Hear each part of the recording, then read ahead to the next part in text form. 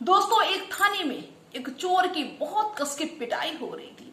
Police वाले उसको इतनी तेजी से मार रहे थे, इतनी तेजी से मार रहे थे कि उसकी हालत खराब थी। यहां तक कि पुलिस वालों ने उसको बर्फ की सिल्ली के ऊपर लिटाया, इसके बाद में मारना शुरू किया। वो कहता है कि साहब मुझे छोड़ दो, मेरी कोई गलती नहीं है, मैं निर्दोष हूं। लेकिन पुलिस वाले बिल्कुल भी छोड़ने को तैयार नहीं थे। वो चीख रहा था, चिल्ला रहा था और पुलिस वाले उसको मारते चले जा रहे थे। लेकिन दोस्तों, वहां जो थाना था, उस थाने की जो दरोगा थी वो एक महिला थी।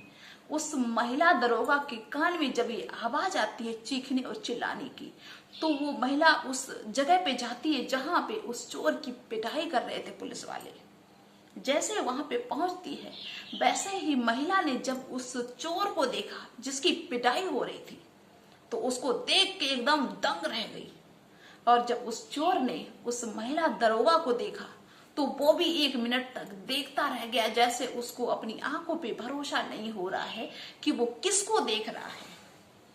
तभी उस महिला ने, उस दरोगा महिला ने उन पुलिस वालों से कहा कि आप सभी लोग जाओ, हम इससे अपने हिसाब से पूछताछ करते हैं। दोस्तों, सारे पुलिस वाले चले जाते हैं और महिला दरोगा थी, वो उससे पूछताछ करने लगी। अब आप सभी के मन में ये सवाल आ रहा होगा कि महिला दरोगा और उस आदमी का क्या कनेक्शन था, क्योंकि वो इस तरह से देख रहे थे कि जैसे इनका कोई कनेक्शन हो। और कनेक्शन तो था ही इनका, क्या है और किस लिए ये आदमी पिट रहा था, चोर पिट रहा था, क्या ये करके आया था। ये पूरी कहानी हम आपको आगे बताते हैं। दोस्तों, ये कहानी बहुत ज्यादा इंटरेस्टिंग है, छोड़ के बिल्कुल मत जाना, पूरी जरूर सुनना। तो आइए, सभी का बहुत बहुत स्वागत है मेरे यूट्यूब चैनल में एक और नए वीडियो में। दोस्तों, क्या होता है कि एक लड़की जिसका नाम है संजना, एक बहुत अच्छे खासे घराने की थी। दोस्तों, इस लड़की की शादी के लिए एक लड़का देखा जाता है। उन्हीं की तरह की कोई अच्छा खानदान मिल जाए, अच्छा लड़का मिल जाए, जहां पे अपनी बेटी संजना की हम शादी कर दे। इनके घर वाले लड़का ढूंढते हैं, तभी इनको एक ऐसा लड़का मिल जाता है जो इनकी बराबरी का होता है, खानदान में, पैसे में, प्रॉपर्टी में, सभी में बराबर होता है। जो लड़का मिलता है उसका नाम होता है दीपक। इनकी शादी फिक्स हो जाती है। इसके बाद शादी की डेट आती है, शादी भी हो जाती है, यहाँ तक कि सब कुछ अच्छा चलता रहता है। लेकिन दोस्तों, संजना जब अपने ससुराल में जाती है, कुछ दिन रहती है, कुछ दिन तो सब कुछ सही रहता है। लेकिन कुछ दिन के बाद में संजना की सास और संजना की ननद जो थी, इन्होंने संजना का जीना दुश्वार कर दिया।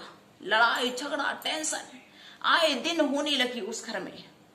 मतलब टॉर्चर करना शुरू कर दिया, दिन रात कलेश फैलाना शुरू कर दिया उन सास और नंद ने।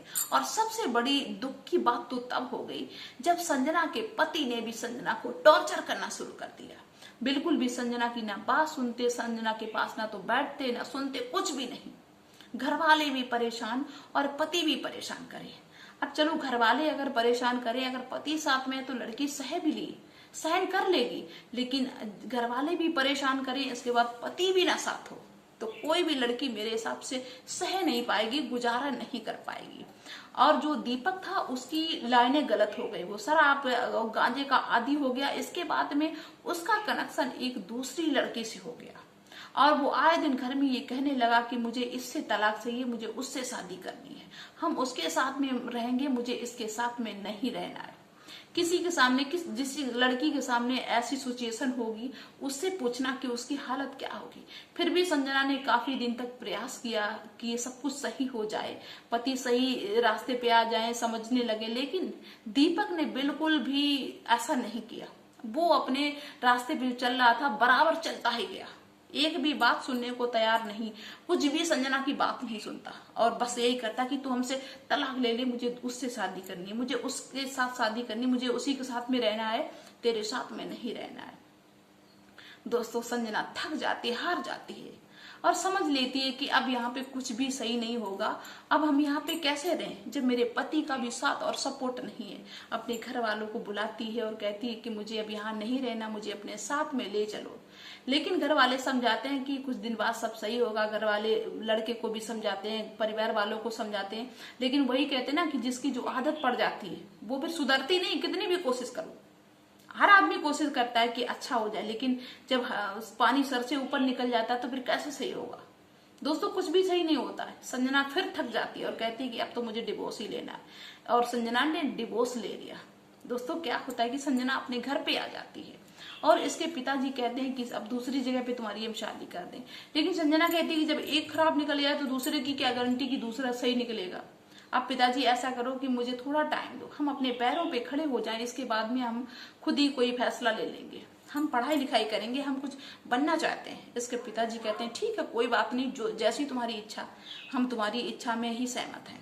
दोस्तों क्या होता है कि संजना फॉर्म भी अप्लाई करने लगी और पढ़ाई करने लगी, कोचिंग करने लगी, और कुछ दिन बाद संजना का दरोगा के पद पे सिलेक्शन हो जाता है, सब कुछ बढ़िया चलने लगता है। और इधर जो दीपक था, इसके यहाँ पता दोस्तों क्या होता है, इसकी माँ को अटैक पड़ जाता है संजना के 1 साल बाद। मतलब संजना चली गई, इसके बाद में इसकी माँ को अटैक पड़ जाता है, इसके बाद इसकी बहन की शादी हो जाती है, और 2 साल बाद इसके पिता की भी मौत हो जाती है। अब बची इसकी पत्नी, और ये इसकी पत्नी भी चली गई दूसरे के साथ में। क्योंकि देखो हमेशा याद रखना, जो अच्छी औरत होगी, अच्छी लेडीज होगी, वो किसी शादीशुदा मर्द के पीछे नहीं भागेगी, भागेगी ऐसे जिसको किसी की दौलत से प्यार होगा या किसी और से, वरना ऐसे कोई नहीं आता है, वो किसी और आदमी के साथ में चलेगी। अब ये दीपक था वो अकेला, अब अकेले में इसका सारा दिमाग खराब। अब इसको बिल्कुल भी समझ नहीं आ रहा था, जब पूरा परिवार था तब इसको कुछ समझ में नहीं आया, अब इसको क्या समझ में आएगा। अब ये गलत संगत में और भी ज्यादा पड़ गया। अब ये शराब पीता, जुआ खेलता, चोरी करता, जो मारा था वो करता, क्योंकि ऐसे लोगों के साथ में ये रहने लगा। दोस्तों एक दिन की बात, दीपक और उसके साथी विचार बनाते हैं कि चलो आज सरकारी गोदाम को लूटते हैं, और इसी विचार से वो गोदाम में घुस जाते हैं। इसके बाद में उसमें जो भी माल पानी मिलता है सारा ले जाते हैं, लेकिन इनको ये नहीं पता था कि इसमें कैमरा लगा हुआ है। उस कैमरा की वजह से इनके जो साथ में थे उनमें से एक पकड़ जाता है, एक की पहचान हो जाती है। जब एक पकड़ जाता है तो वो सबके नाम बता देता है, सारे खिंच के आ जाते हैं। क्योंकि भाई देखो सरकारी गोदाम को लूटना कोई छोटी मोटी बात तो है नहीं, इनपे केस लग गया, पकड़े जाते हैं, इनकी धुलाई होती है अच्छे से थाने में। और इसमें जो दीपक था वो कहता है चीख चीख के कि साहब मेरी कोई गलती नहीं है, ये मेरे दोस्त मुझको लेके गए थे, इसके बाद में जो भी माल पानी वहां से निकाला है गोदाम से, उसमें से मैंने कुछ भी नहीं लिया, मेरी कोई गलती नहीं, मुझे छोड़ दो। लेकिन ऐसे कैसे कोई छोड़ देगा, साथ में हो तो गलती तो बराबर है। और जब इसके चीखने और चिल्लाने की आवाज वहां की जो महिला दरोगा थी उनके कानों में पड़ती है, तो महिला दरोगा वहां पे जाती है, और जब वो महिला दरोगा संजना वहां पे जाती है जहां पे उस चोर की पिटाई हो रही होती है, तो वो जब देखती है उस चोर को तो पहचान लेती है कि ये तो मेरा पति है जिससे मेरा 7 साल पहले तलाक हो चुका है, लेकिन इसको मारा क्यों जा रहा है, क्यों इसकी पिटाई की जा रही है। तो संजना ने सारी पुलिस वालों से कहा कि आप लोग यहाँ से चले जाओ, हम इससे एकांत में पूछते हैं। इसके बाद जब सारे पुलिस वाले चले जाते हैं तो फिर संजना उससे कहती है दीपक से कि आप खड़े हो और मुझे बताओ कि तुम क्या करके आए हो। और दीपक भी संजना को पहचान लेता है, लेकिन उसको ये बिल्कुल उम्मीद नहीं थी कि संजना मतलब दरोगा बन जाएगी, क्योंकि लोगों को ये लगता है कि हम छोड़ देंगे तो फिर दर दर भटकेंगे, इनके पास कोई ऑप्शन तो बचेगा नहीं, ये तो गलत फहमी हो जाती है। जब वो संजना को देखता है वर्दी में तो वो हक्का बक्का रह जाता है। इसके बाद में हाथ जोड़ता है और संजना से कहता है कि संजना मैंने तुमको छोड़ के बहुत बड़ी गलती की, मैंने तुमको छोड़ दिया। इसके बाद में मेरी माँ का भी देहांत हो गया, पिता का भी देहांत हो गया, बहन मेरी ससुराल चली गई। इसके बाद जिसकी वजह से मैंने तुमको छोड़ा, जिस औरत की वजह से, उसने भी मुझे छोड़ दिया। जब हम घर में अकेले रह गए, मेरा दिमाग बिल्कुल भी काम करने नहीं लगा, तो हम अपने दोस्तों के साथ में रहने लगे और दोस्त मेरे गलत रास्ते पे मुझे ले गए। हम शराब गांजा जो भी था, जितने भी गलत ऐप थे, चोरी चपाटी सब कुछ करने लगे, और इन्हीं के साथ में यही मुझको लेके आए थे इस सरकारी गोदाम को लूटने के लिए। और मेरा कोई कसूर नहीं, मैंने इनसे बिल्कुल नहीं कहा कि चलो, लेकिन ये नहीं माने, मुझको जबरदस्ती लेके आए।